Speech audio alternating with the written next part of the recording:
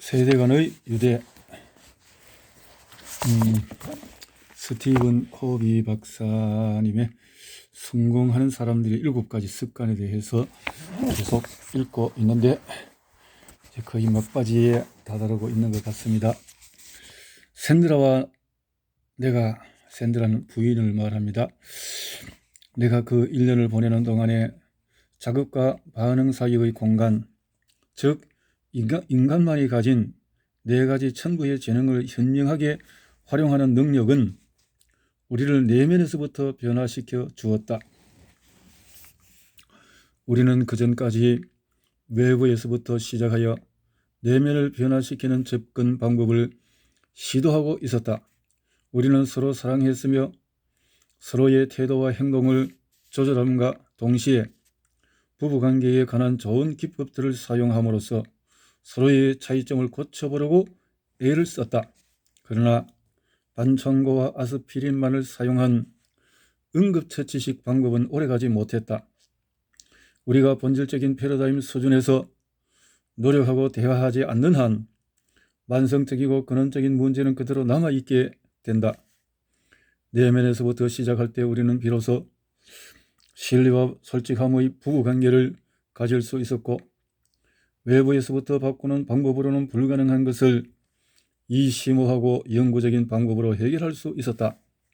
성성의 관계, 상호간의 깊은 이해심, 놀라운 시너지 등과 같은 훌륭한 성과는 우리가 스스로의 패러다임을 검토하여 자신의 각본을 바꾸고 우리의 삶을 잘 관리함으로써 얻을 수 있었다.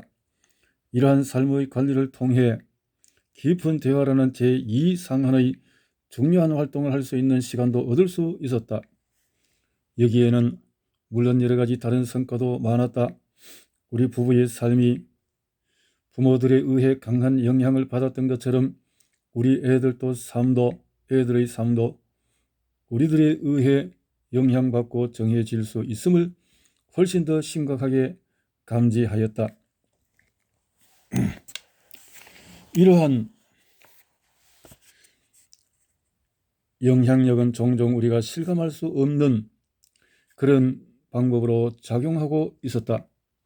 이렇게 우리의 삶에 미친 영향력의 강도를 이해하게 되자 우리는 반드시 올바른 원칙에 기초한 것만을 다음 세대에 물려줄 수 있도록 교훈을 주고 모범을 보이는 데 최선을 다할 것을 재다짐했다.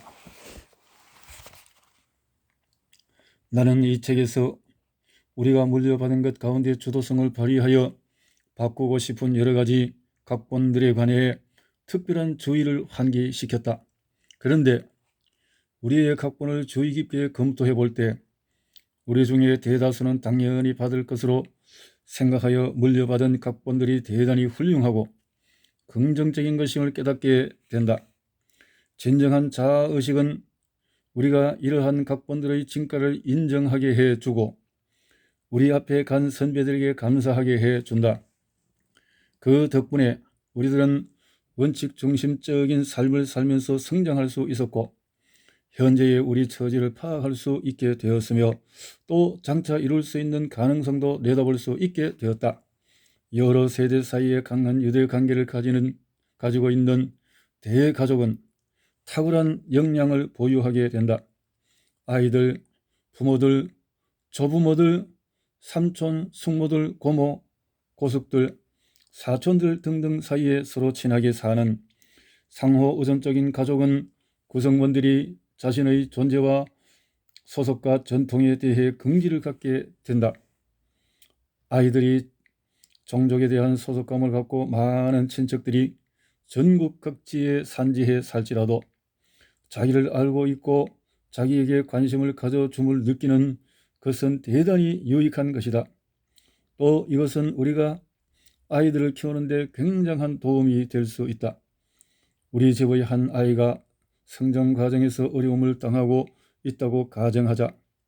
우리 부부와는 대화가 안 될 경우라도 이 아이는 우리 형제나 자매 중 한 사람과 마음이 통할 수 있다면 어려운 기간 동안에 이 사람이 부모의 역할을 대신해 줄 수 있고 좋은 자나 존경하는 사람이 될 수도 있을 것이다. 자기 손자와 손녀들에게 큰 관심을 보여주는 조부모들은 이 세상에서 가장 소중한 사람들이다. 이들은 훌륭한 사회적인 거울이 될 수 있다. 우리 어머님이 바로 그런 분이다. 80대 후반인 그녀는 아직도 모든 자손들에게 깊은 개인적인 관심을 갖고 사랑의 편지를 쓴다. 나는 며칠 전 비행기에서 눈물을 닦으며 그녀의 편지를 읽었다. 내가 오늘 저녁 그녀에게 전화를 하면 스티븐, 나는 너를 정말 사랑하고 내가 대단히 훌륭한 아들임을 자랑스럽게 생각한다라고 말할 것임을 알고 있다. 그녀는 항상 자신감을 심어주고 확신시켜준다. 강력한 대가족은 아마 가장 유익하고 보람있고 만족스러운 상호 의존 관계 중에 하나일 것이며 많은 사람들이 이러한 관계의 중요성을 인식하고 있다. 몇 년 전 영화 뿌리를 보면서 느낀 황홀감을 생각해 보라. 우리 모두는 뿌리가 있으며 이 뿌리를 찾아 조상들의 발자취를 규명해낼 수 있는 능력을 가지고 있다. 이를 위한 가장 고귀하고 훌륭한 동기는 우리 자신만이 아니라 우리 자손, 나아가 모든 인류의 후손들을 위한 것이다. 우리는 자손들에게 두 가지 영구적인 유산을 남길 수 있다. 하나는 뿌리이고 다른 하나는 삶의 수단인 날개이다 라고 누군가 말했다. 변환자가 되는 것. 나는 많은 것 중에서도 날개라는 삶의 수단을 받은 의미는 우리가 물려받은 부정적인 각본을 초월할 수 있는 자유를 부여받은 것이라고 생각한다. 즉, 내 친구인 테리 와너 박사가 변환자라고 부르는 사람이 되는 것이다. 물려받은 각본들은 다음 세대에 그대로 전해주는 것이 아니다. 오히려 이 각본들을 바꿀 수 있고 또 이 과정에서 좋은 인간관계를 구축하는 그런 방식으로 바꾸는 것이다. 당신이 어렸을 때 부모에게 학대를 받았다고 해서 자기 아이들에게도 그와 똑같이 대하라는 것이 아니다. 그런데 많은 조사 결과에 의하면 상당수가 자기 부모가 했던 각본대로 행동한다. 당신은 주도적이기 때문에 이 각본을 고쳐 쓸 수가 있다. 당신은 아이들을 학대하지 않을 뿐만 아니라 이들을 지지해주고 이들에게 긍정적인 각본을 보여줄 수 있다. 당신은 이 각본을 자기 사명선언서에 쓸 수 있고 당신의 마음과 가슴 속에 새겨 넣을 수 있다. 당신은 또 이 사명선언과 일치되게 생활하면서 매일의 개인적인 승리의 삶을 상상해 볼 수 있다. 당신은 학대한 부모를 사랑하고 용서할 수 있으며 이들이 아직도 생존해 있다면 이들을 이해하고 노력함으로써 좋은 인간관계를 구축할 수 있다. 수많은 세대를 거치면서 가족에게 대물림으로 내려온 버릇이 당신 세대에서 고쳐질 수 있다. 당신은 과거와 미래를 연결시켜주는 변환자이며 당신으로 인해 수많은 후손들이 좋은 영향을 받을 수 있다. 20세기의 훌륭한 변환자들 중 한 사람인 안와르 사다트는 변환의 본질에 관해 충분히 이해할 수 있는 좋은 예를 유산으로 남겨주었다. 그는 아랍과 이스라엘 사이를 가로막고 있는 의심, 두려움, 증오감, 오해라는 높은 벽의 과거와 충돌의 증가와 고립을 피할 수 없게 될 미래 사이에 서 있었다. 협상을 위한 온갖 노력은 모든 면에서 심지어 의전과 절차상의 문제, 협정 초안의 쉼표냐 마침표냐 등의 사소한 것들까지 반대에 부딪히고 있었다. 다른 사람들이 나뭇잎을 쳐내는 방식으로 그 심각한 상황을 해결해 보려고 할 때 사다트는 과거의 외로운 감방에서 정신을 집중시켰던 경험을 되살려 문제의 뿌리에 노력을 집중하였다.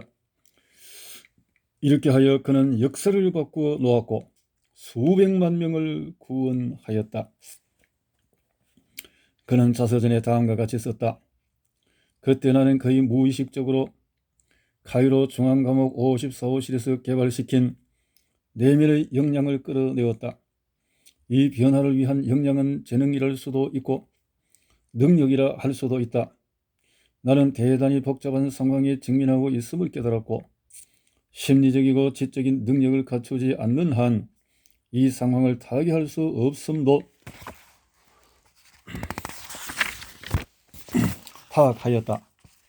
내가 그 폐쇄된 감방에서 인간성과 삶에 관해 깊이 생각하면서 깨달은 것은 자기 사고의 바탕을 바꿀 수 없는 사람은 현실 문제도 바꿀 수 없으며 결국 아무런 진보도 해낼 수 없다는 것이었다. 참된 변화는 내면에서부터 시작되어야 한다. 나뭇잎을 쳐내는 것과 같은 응급처치식의 성격 윤리적 기법을 가지고는 태도와 행동을 바꿀 수 없다. 이것은 뿌리, 즉 사고의 바탕이자 기본인 패러다임을 바꿈으로서만 가능하다. 이 패러다임이 우리의 성품을 결정해주고 우리가 세상을 보는 관점의 렌즈를 창조해준다. 아밀이 말했다. 도덕적 진리는 마음속에 품을 수도 있고 감정적으로 느낄 수도 있으며 또한 따르겠다고 결심할 수도 있다. 그러나 이러한 의식적인 방법으로 스며들고 품어진 도덕적인 진리는 우리로부터 쉽게 빠져나갈 수 있다. 우리가 이것을 마음속에 의식하는 것보다 훨씬 더 깊이 간직할 수 있는 방법은 우리의 원료인 본성 자체가 이것으로 되는 것이다. 우리의 본성 자체가 된 도덕적 진리만이 자발적이고 임의적이 되고 자진해서 하고 무의식적으로 하게 되어 진정한 우리의 삶이 된다. 말하자면 우리가 이 진리를 소유하는 것이 아니고 그 자체가 되는 것이다. 우리와 이 진리 사이에 있는 공간의 존재를 식별할 수 있다면 우리가 이 진리 자체가 되지 않는 것이다. 사고, 느낌, 욕구, 삶에 관한 의식은 삶 자체가 아니다. 삶의 목표는 성스럽게 되는 것이다. 그때 이 진리는 우리와 일체가 되어 상실될 수 없을 것이다. 이것은 우리 밖에 있지 않고 어떤 면에서는 우리 속에도 있지 않으며 곧 우리 자체인 것이다. 일치성, 즉 우리가 사랑하는 가족, 친구, 직장 동료들과 화합하는 것은 7가지 습관으로 얻을 수 있는 가장 고귀하고 훌륭하고 가치 있는 열매이다. 우리들 대부분은 진정으로 화합했을 때의 기쁨을 가끔 맛본 적이 있을 것이다. 또한 분열의 쓰라리고 외로운 경험도 맛보았을 것이다. 나아가 우리들은 화합하는 것이 대단히 소중하지만 무너지기 쉽다는 것도 알고 있다.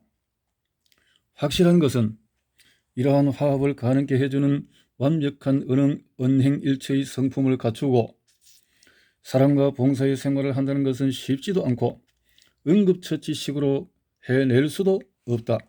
하지만 불가능한 것은 아니다. 이것은 우리의 생활 중심을 올바른 원칙에 두고 다른 생활 중심에 의해 만들어진 패러다임과 가치 없는 습관들의 안락함으로부터 헤어나겠다는 결의로부터 시작된다.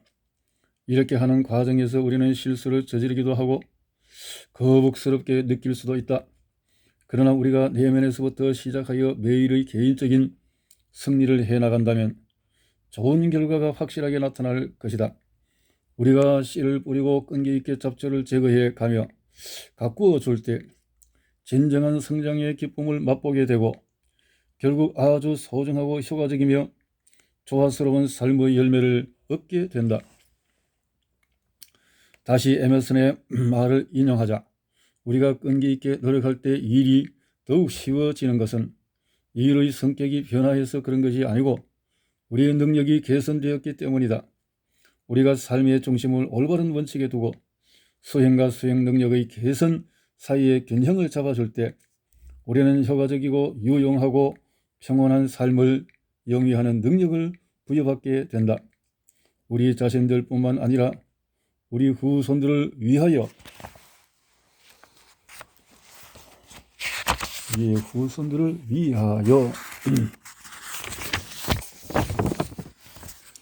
필자의 개인적인 메모. 이 책을 끝내면서 나는 개인적으로 올바른 원칙이라고 생각하는 바에 대해 사견을 말해 주고 싶다. 나는 올바른 법칙들은 자연법칙이라고 믿는다. 또 이 원칙들과 양심의 원천은 우주 창조인 하나님이라고 믿는다. 나는 우리의 양심이 따르며 사는 만큼 자신의 좋은 천성에 따라 살 수 있도록 성숙될 수 있을 것이며 따르지 않는 만큼 동물 세계의 범주를 벗어나지 못할 것이라고 생각한다. 나는 법이나 교육으로 성취할 수 없는 부분적인 인간성이 있다고 하며 이것들은 하나님의 힘을 필요로 한다고 믿는다. 또 인간인 우리들은 자신을 스스로 완벽하게 할 수 없다고 생각한다. 우리의 삶이 올바른 원칙들에 일치되게 사는 정도에 따라 신성한 천부의 능력들이 우리의 본성으로부터 나오게 되고 인간으로 창조된 본연의 소임을 실현할 수 있게 된다. 테아르드 샤르댕이 말한 것처럼 우리는 신성하게 행동하는 인간이 아니고 인간적으로 행동하는 신성한 존재이다. 나는 개인적으로 이 책에 쓴 모든 내용에 따라 살기 위해 많은 애를 쓰고 있다. 이 노력은 가치 있고 성취감을 주며 너의 삶에 의미를 부여해 준다. 또 내가 사랑하고 봉사하며 다시 노력하도록 해준다. 프랑스어고. 내 자신의 자기 발견과 신념을 훌륭하게 표현해준 엘리엇의 말을 다시 인용한다. 탐구를 중단해서는 안 된다. 모든 탐구의 목적은 우리가 시작했던 곳에 도달하는 것이며 또 바로 그 장소를 처음으로 아는 데 있다. 이렇게 책이 결론을 향해서 나아가고 있는데 부록 1, 2가 있군요. 부록에서 부록 1은 여러 가지 생활 중심에서 나올 수 있는 지각의 형태에 대해서 쭉 도표가 되어져 있네요. 여러 가지. 자, 당신의 생활 중심이 배우자 중심일 때 배우자 자기의 필요를 만족시켜주는 주요 원천으로 본다. 가족은 배우자의 역할이 가족 유지를 위해 중요하다. 배우자보다 덜 중요하다. 부부의 공동 노력이 필요하다. 금전 배우자를 돌보기 위해. 일은 배우자가 원하는 돈을 벌기 위해. 소유 배우자를 조정하고 감동시키고 행복하게 해주기 위해서. 돈이 배우자 중심일 때는 이렇게 되지만 가족 중심일 때는 배우자는 가정의 일원이다. 가족이 최고로 중요하다. 가족을 돌보기 위해서 필요하다. 가정생활을 유지하기 위한 주요 수단이다. 가족에게 안락함과 기회를 제공해준다.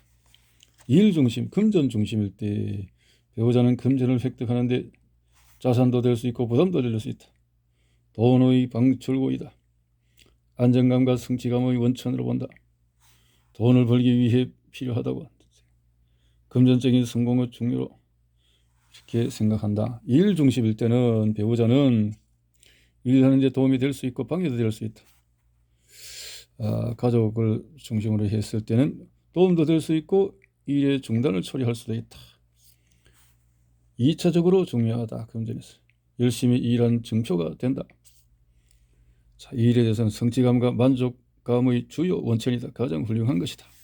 소유는 자금 능률을 높이기 위한 수단이 된다. 일의 성과와 상징이다. 이렇게 자, 이게 생활이 소유 중심일 때는 배우자는 주요 소유물로 생각한다. 가족은 이용하고 착취하고 자랑거리 생각한다. 금전으로 봤을 때 소유 중심이면 재산 정식을 위한 주요 열쇠이다. 이 일에 대해서 지위와 권력과 인정을 받을 수 있는 기회. 소유는 지위의 상징으로 생각한다. 쾌락 중심일 때는 배우자는 재미와 쾌락을 추구하는 동반자 혹은 방해자로 본다. 가족은 도와주는 수단 혹은 방해자로 본다. 금전으로 볼 때 쾌락의 기회를 증가시키는 수단이다. 일은 쾌락의 목적을 위한 수단이다. 소유는 쾌락의 목적이다. 이렇게 되어지는 거고, 친구 중심일 때는 친구나 경쟁자로 생각한다. 서로 친구가 되거나 우정으로 장애가 된다. 사회적 지위의 상징이다. 경제적 사회적 지위의 원천이 된다. 사귈 수 있는 기회로 온다. 뭐 이렇게 배우자 중심일 때. 배우자 중심일 때는 서로가 좋아하는 단일화. 친구는 배우자는 가장 좋거나 유일한 친구가 된다. 적에게는 배우자는 나의 옹호자다. 교회는 함께 참여하고 활동을 즐긴다. 부부관계가 더 중요하다. 자기는 배우자 중심일 때 자기 가치의식이 배우자의 의견에 달려있다. 부부관계를 만들고 유지하는 근본 아이디어이다. 가족 중심일 때는 쾌락이란 것은 가족적인 오락을 즐기거나 비교적 중요하게 여기지 않는다. 가족 중심일 때 쾌락은 친구는 온 가족의 친구가 되든지 아니면 경쟁 상대가 된다. 적으로 가족에 의해 결정이 되고 교회는 도움의 원천이 되고 자기는 가족의 중요한 구성원이 되지만 가족이 더 중요하다.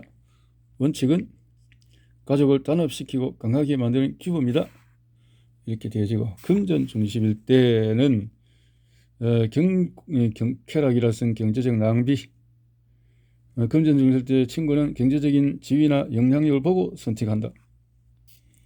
금전 중심일 때 적은 경제적인 경쟁 상대로 본다.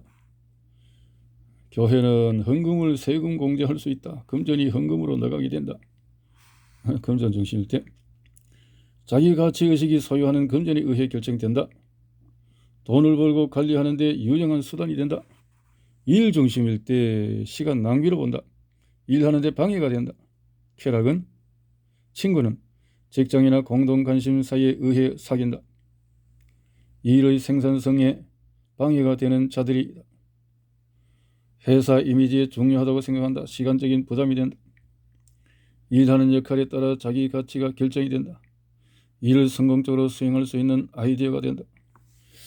원칙은 이렇게 상황에 따라서 생각하는 각도가 달라진다라는 거죠. 소유 중심일 때, 쾌락 중심일 때, 친구 중심일 때, 쾌락이나 친구나 적이나 교회나 이렇게 하는 것이 이렇게 적 중심일 때, 교회 중심일 때, 자기 중심일 때 생각이 다 달라지겠죠. 이렇게 차이가 나눌 수 있겠네요. 원칙 중심일 때 배우자는 서로 이익이 되는 상호, 친구를 돌본다. 금전은 인생에서 참으로 소중한 것들과 여러 가지 목표를 달성할 수 있는 자원으로 본다. 원칙 중심일 때. 이런 재능과 능력을 뜻있게 사용할 수 있는 기회로 보고 소유란 것은 사용할 수 있는 가용 자원으로 본다. 이 생각의 차이가 이렇게 클 수가 있네요. 적 중심일 때 쾌락이라는 것은 다음에 싸울 때까지 휴식 시간으로 간주한다. 친구는 적 중심일 때 정신적인 지주 및 동조자로 본다. 적이란 증오의 대상, 교회에서 자기 정당화를 시켜주는 장소. 적 중심일 때 피해를 받고 있다고 본다. 자기는 적 중심일 때 적으로 분류시킴을 정당화시켜 주는 것이다. 교회 중심일 때는 교인들과 함께 오라. 다른 교인들을 친구로, 비교인들이나 교리에 동의하지 않거나 이에 노골적으로 반대되는 생활을 하는 사람들로 본다. 적이란 가장 훌륭한 인생 지침이다. 자기는 자기 가치가 교회에서 활동이나 기여도 또는 교회의 가르침을 행동으로 실천하는 정도에 따라 결정이 된다. 교회가 가르치는 교리이다. 교회가 더 중요하다. 자기 중심일 때 감각적인 만족, 나를 위한 지지자, 자기 규정, 자기 이익, 더 잘나고 나를 정당화시켜주는 어느 중심이냐에 따라서 이렇게 차이가 난다. 원칙 중심일 때 거의 모든 뜻있는 삶의 활동으로부터 기쁨을 맛볼 수 있다. 원칙 중심일 때 친구는 상호 의존적이다. 원칙 중심일 때 적은 실제로 마음속으로 생각하는 적은 없으며 서로의 패러다임이 다르고 원칙 중심 그렇게 볼 수 있다는 거고, 교회는 원칙 중심의 생활을 위한 도구, 독립적이고 상호 의존적으로 협조하는 수많은 재능 있고 창의적인 사람들 가운데 한 사람으로서의 개인으로서의 큰 일을 성취할 수 있다. 원칙 중심일 때 원칙은 불변이고 인과응보의 자연법칙이다. 존중하고 따르면서 살 때 인간 본연의 모습을 보게 보존한다. 이렇게 좋은 도표네요. 부록 2에서 제2상한의 사무실 일정 계획. 다음의 연습 문제와 분석은 사업관계 업무에 있어서 제2상한의 패러다임을 실용적으로 적용했을 때 미치는 영향력을 볼 수 있게 한 것이다. 당신이 주요 제약회사의 영업 담당 이사라고 가정하자. 당신은 사무실에서의 일상의 업무를 막 시작하려고 하면서 이날 해야 될 일을 점검하고 대략의 소요 시간을 예측해 본다. 당신이 이날 중으로 해야 될 일은 다음과 같다.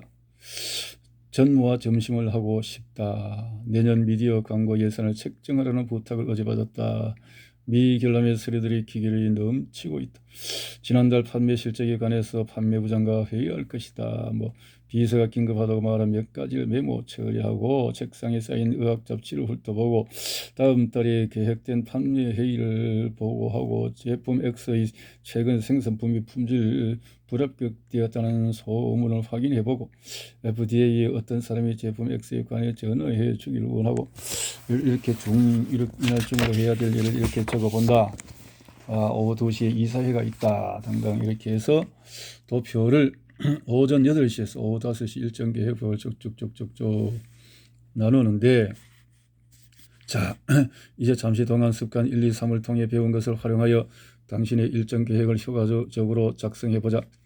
당신에게 단주 하루만 계획하도록 함으로써 제4세대 시간관리에 중요한 주간 계획의 광범위한 상황은 저절로 배제되었다. 그러나 당신은 단 9시간 동안의 활동 계획으로 제2상한의 원칙 중심 패러다임의 위력을 깨달을 수 있을 것이다. 위의 리스트에 있는 대부분의 항목들이 제1상한의 활동임을 짐작할 수 있을 것이다. 의학 잡지를 훑어보는 6번 항목만 제외하고 다른 것들은 모두 긴급하고 중요한 활동들이다. 만일 당신이 가치 목표에 입각해서 우선순위를 정하는 제3세대의 시간관리 방법을 사용하고 있다면 아마 이 방법을 위해서 개발된 양식에서 A, B, C 등의 알파벳을 각 항목들 옆에 쓰고 1, 2, 3 등의 숫자를 알파벳 바로 밑에 기재할 것이다. 또 당신은 관련된 사람이 시간이 있는지의 유무, 점심을 하기 위해 소요될 적정 시간 등과 같은 요소들도 고려한 다음 하루의 일정 계획을 짤 것이다. 제3세대 시간 관리자들에게 연습 문제를 주었을 때 대부분은 내가 기술한 것과 똑같은 방법으로 하였다. 이들은 먼저 언제 무엇을 할 것인지를 계획한 다음에 사전에 설정되고 명확하게 파악된 가정에 준하여 대부분의 항목들을 하루에 다 수행하든지 아니면 적어도 시작이라고 해놓고 다음 날이나 다른 때로 미루었다. 예를 들자면 이들의 대부분은 아침 8시와 9시 사이의 시간에 이사회의 안건이 무엇인지를 정확히 파악하여 준비하고 정오 무렵에는 전무와 점심을 할 수 있도록 약속하며 FDA에 전화를 해준다. 이들은 보통 그 다음 한두 시간을 판매부장과 이야기하고 중요하고 긴급한 메모나 서신들을 처리하며 제품 X의 최근 생산품이 품질 검사에 불합격되었다는 소문의 진상을 파악해 본다. 그 나머지 오전 시간은 전무와 점심때에 할 얘기들을 위한 준비, 오후 2시의 이사회 회의를 위한 준비, 제품 X와 다음 지난달의 판매 실적에 관해 아직도 파악되지 않은 문제들의 처리 등에 쓴다. 점심 후에는 보통 오전에 끝내지 못한 문제들의 시간을 보내고 다른 대단히 긴급한 중요한 서신이나 메모를 끝내려고 노력하며 넘쳐 흐르고 있는 미결함 처리를 약간 진척시켜 놓고 그때까지 발생한 중요하고 긴급한 다른 일들을 처리한다. 대부분의 경우에 내년도 미디어 광고비 예산을 책정하기 위해 준비와 내달의 판매 회의를 제1상한의 활동이 많지 않은 다른 날로 미룰 수 있다고 생각할 것이다. 이 두 가지 항목은 장시간의 시간 생각과 계획이 필요하기 때문에 분명히 제2상한의 활동이다. 의학 잡지의 처리도 제2상한의 활동이지만 다른 제2상한의 활동보다 덜 중요하기 때문에 계속해서 미루어 둔다. 제3세대의 시간관리자들은 언제 무엇을 하는가에 대해 약간씩 다르겠지만 일반적으로 비슷한 식의 생활을 하게 된다. 제2상한의 방식. 이제 제2상한의 방식으로 위의 항목들을 생각해 보자. 쭉쭉쭉쭉. 오후 2시 이사회 회의. 제2상한의 항목들은 보통 기타 사항으로 파킨슨 법칙, 작업 시간은 완성하기 위해 할당된 시간에 따라 증가된다. 당신이 제2상한의 방식을 적용하기 위해서는 먼저 회의 안건에 당신의 발표 시간을 집어넣고 어떻게 하면 이사회 회의를 최대한으로 활용할 가치가 있을 수 있을까에 대한 발표를 함으로써 이 방식에 대한 활동을 시작할 수가 있다. 당신의 발표 시간이 몇 분을 제한되더라도 아침 1-2시간 동안 이 회의에 발표할 것을 준비하여 일단 참석자들의 관심을 끌게 되면 다음 회의에서 더 길고 자세한 발표를 할 수 있을 것이다. 최종 안건의 결정은 이사회 회의를 주재하는 회장이 해야 하며 또 당신의 발표 내용에는 확인 날짜와 책임 소재를 분명히 발표해주는 회의록을 회의가 끝난 후 즉시 보내주는 문제도 포함시켜야 할 것이다. 이것으로 짝짝 이상한의 사고방식으로 제3세대 시간관리에서 하는 것처럼 이 항목들을 일단 계획표에 넣어야 한다는 관행에 도전할 수 있는 용기도 있어야 한다. FD에 전화하기. FD에 얼마나 가까운 관계며 누구냐에 따라서 당신은 아침에 전화해서 필요한 사항을 적절히 처리할 수가 있다. 만일 통화로 결과 파악한 문제의 성격이 고질적이고 상습적인 것이라면 앞으로 이런 문제가 일어나지 않도록 예방하기 위해서 제2상한의 사고방식으로 접근할 수도 있다. 전무와의 점심은 어떻게 하나? 제2상한 문제를 상당히 자연스러운 분위기에서 이야기할 수 있는 좋은 기회로 삼을 수가 있다. 적절하게 시간에 적절하게 미디어 광고 예산 책정안 2번 항목에 관하여 당신은 미디어 광고를 관장하는 2-3명의 참모들을 불러 완전한 참모 작업 보고 형태로 건의를 제출해 주거나 아니면 잘 검토된 1-2-3가지의 선택 대안과 그 대안의 문제점들을 기술한 약식 보고서를 만들어 오도록 부탁할 수가 있다. 미결함과 서류 처리나 미결함 있는 서류들이나 서신 메모들을 손수 처리하는 것보다 30에서 60분간의 시간을 들여서 비서를 훈련시킨다. 이렇게 해서 시너지를 만들자 이 말이죠. 판매부장과 지난달에 판매 실적에 대해서는 판매부장과 만나는 일을 상세를 하지 않았지만은 이 제1상한의 문제 때문이라고 가정한다면 당신은 제2상한의 방식을 채택하여 이 문제의 만성적이고 고질적인 근원을 해결하기 위해 일에 착수함과 동시에 당장에 필요한 것은 제1상한의 방식으로 처리할 수 있을 것이다.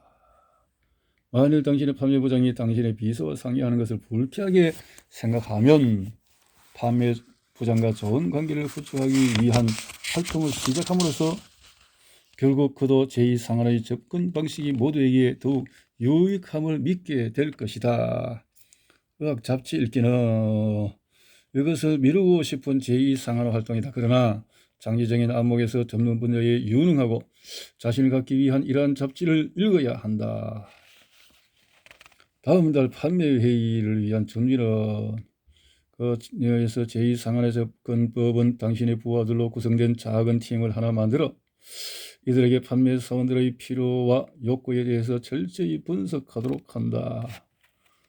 철저히 분석해서 판매 회의를 당신 혼자서 준비하기보다는 이 일을 다른 관점과 다른 종류 판매 문제를 가지고 있어 여러 사람들로 구성된 팀에 위임시킬 수도 있을 것이다.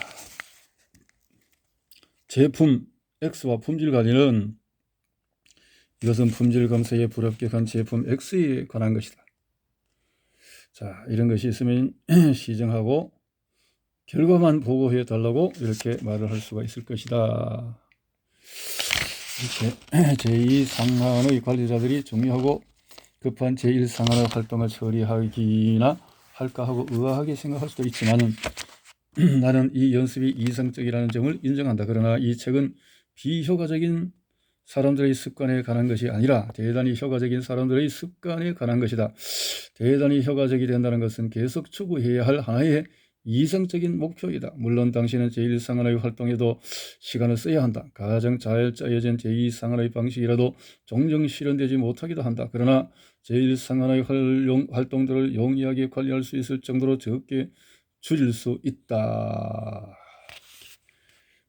나는 가정이나 소규모 회사에서 이와 같은 업무 위임이 불가능함을 거듭 인정한다. 그렇다고 해서 이 사실이 당신의 영향력의 원 안에서 흥미롭고 생산적인 방법들을 창출해주는 제2상한의 사고방식을 배제하지는 않는다. 당신은 제2상한의 생산성을 활용함으로써 제1상한의 위기활동들의 규모를 줄일 수 있을 것이다. 이렇게 옮긴 이의 말은, 자, 옮긴 이는 이 책은 지난 89년 출간 이래 지금까지 세계 각국에서 30여 개 이상의 언어로 번역이 되어졌다. 롱런 베스트셀러가 되어서 450부 이상이 판매되었다. 한갑을 막 지난 코비 박사는 경영학 교수를 역임했고, 이것이 번역될 때가 벌써 한갑을 지났으면 지금 제법 90세가 되나요? 지금은 세계적인 경영 컨설턴트로 맹활약하고 있다. 이렇게 해서 400명 이상으로 연구된 리더십에서 이렇게 CLC는 조직 개발 등등등등등등등 최고 경영자 등등등등에서 하고 정치 제도와 법률로는 불가능한 근본적인 누군가 해주는 것으로 생각할 수가 있다. 바뀌어야 한다. 변화는 우리 개개인의 주체가 되어야 할 뿐만 아니라 내면에서부터 시작해야 된다.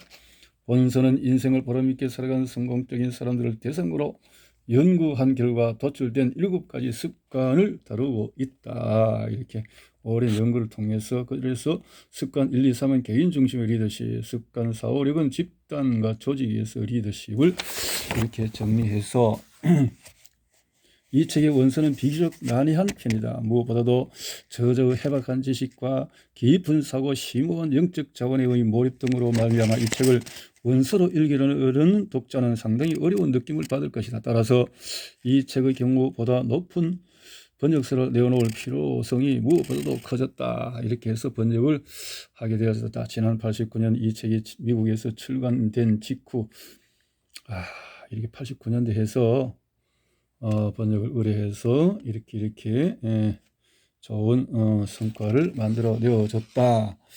번역 작업을 다소 가볍게 여기는 풍조가 만연한 오늘날, 그러나 이렇게 좋은 성과를 만든 것에 감사한다. 김경석, 김원서, 이렇게 좋은 책을 만들어 주시고 번역해 주신 분들에게 감사를 하고 이 책을 이제 마무리하도록 하겠습니다. 감사합니다. 코비 박사의 마지막 데일 카네기 이후 가장 뛰어난 자기 개발 컨설턴트인 스티븐 코비 7가지 성공 태제 원칙 중심으로 성품의 바탕을 두고 내면에서 변화하는 패러다임 전환을 실행하라. 모든 것을 당신 스스로 비전과 가치관을 담아 자기 설명서.